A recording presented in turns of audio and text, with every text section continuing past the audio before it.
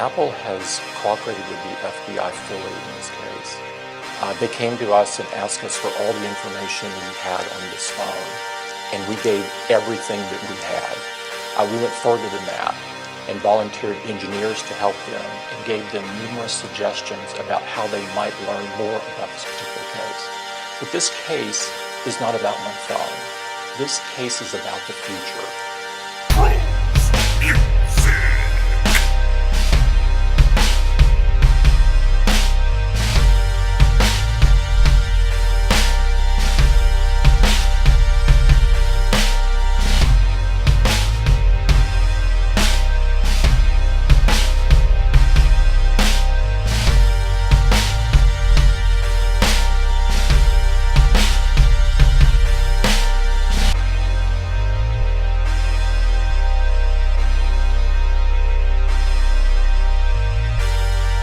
What is at stake here is, can the government compel Apple to write software that we believe would make hundreds of millions of customers vulnerable around the world, including the US, and also trample civil liberties that are at the basic foundation of what this country was made of?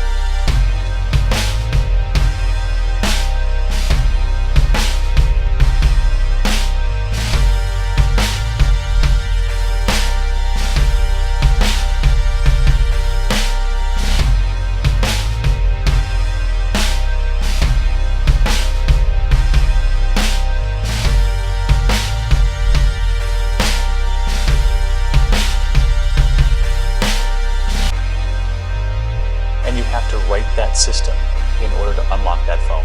Yes. This is we have no more information about this phone. The only way to get information, at least currently the only way we know, would be to write a piece of software that we view as sort of the software equivalent of cancer. We think it's bad news to write. We would never write it. We have never written it. And that is what is at stake here.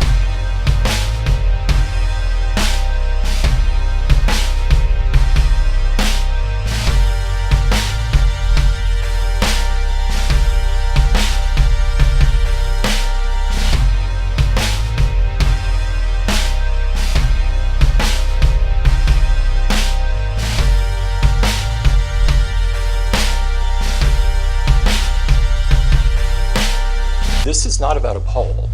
This is about the future.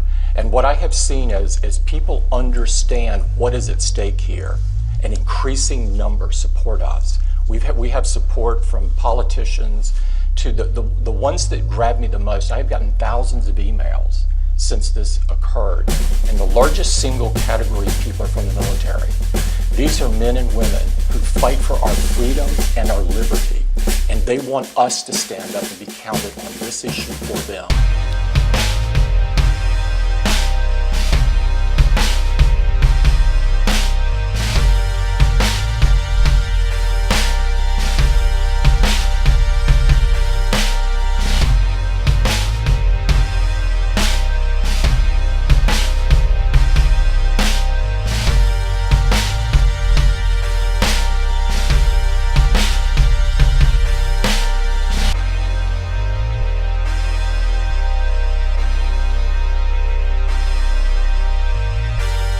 If we knew a way to get the information on the phone that we haven't already given, if we knew a way to do this that would not expose hundreds of millions of other people to issues, we would obviously do it. But again, this is not about one phone. This is about the future.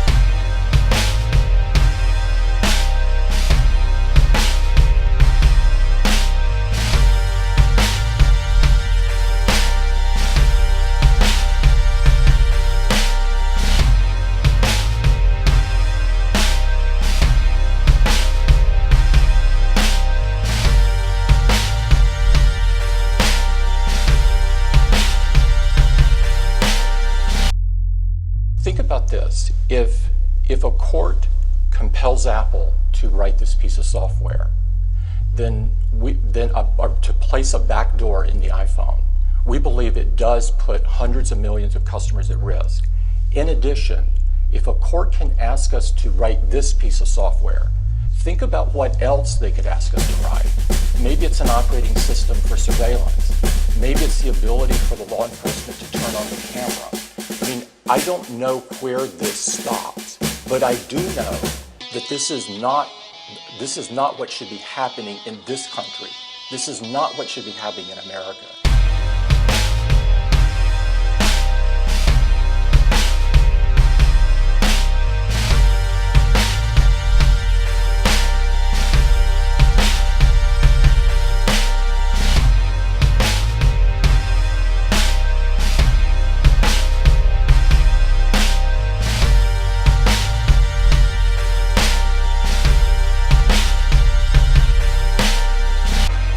John Miller, the head of counterterrorism New York City Police Department, has said, if an executive at Apple had a member of their family kidnapped, they would have their best engineers working on opening that phone, and it would have been done in a very short amount of time.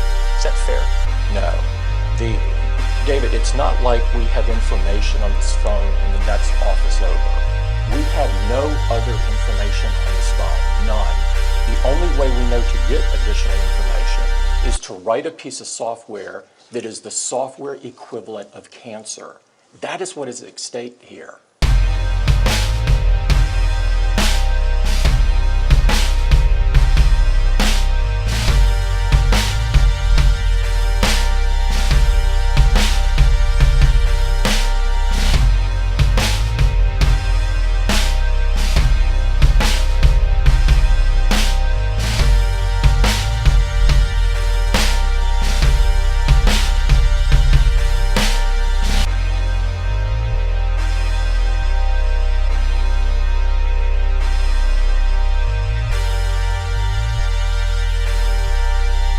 No one, I don't believe, would want a master key bill that would turn hundreds of millions of locks.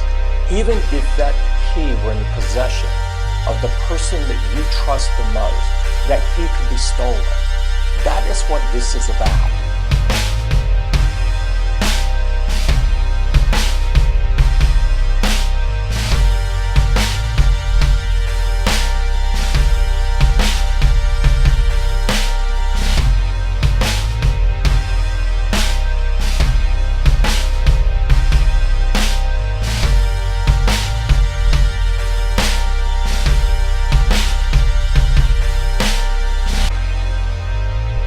In a perfect world where none of the implications that I'm talking about exist, yes, we would do it.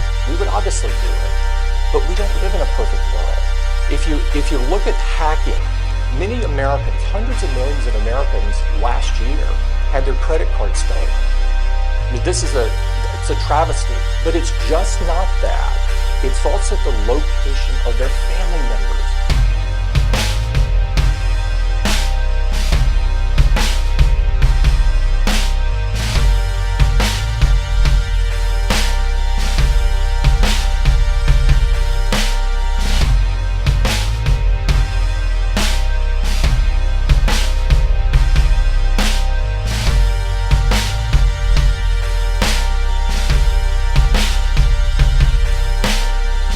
There's so much information on the phone that goes beyond economics and privacy. It is also public safety. And so I know people like to frame this argument as privacy versus national security. That is overly simplistic and it is not true. This is also about public safety. The smartphone that you carry has more information about you on it than probably any other singular device or any other singular place.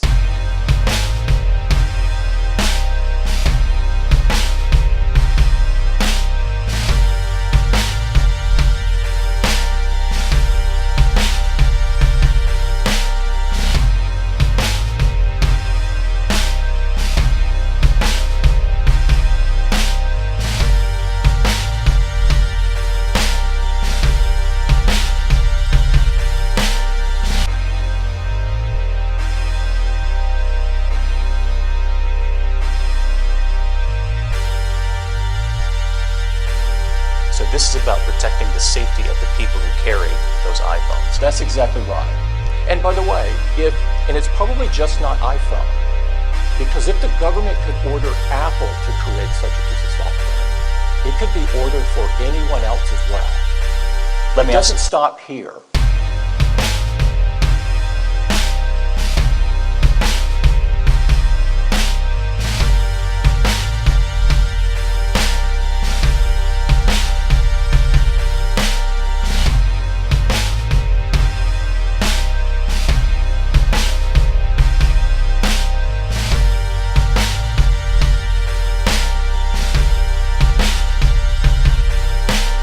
and to the people who say we want just a door to this house, Syed Farouk's iPhone, is that possible?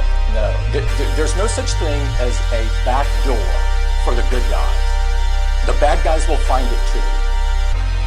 Meaning, your concern is for the millions of customers who walk around with their own data, their family's data on their phones. Yes, I am. And keep in mind, this data includes the location of their kids, the location of their families. This isn't just about privacy, although that's very important. It's also about public safety.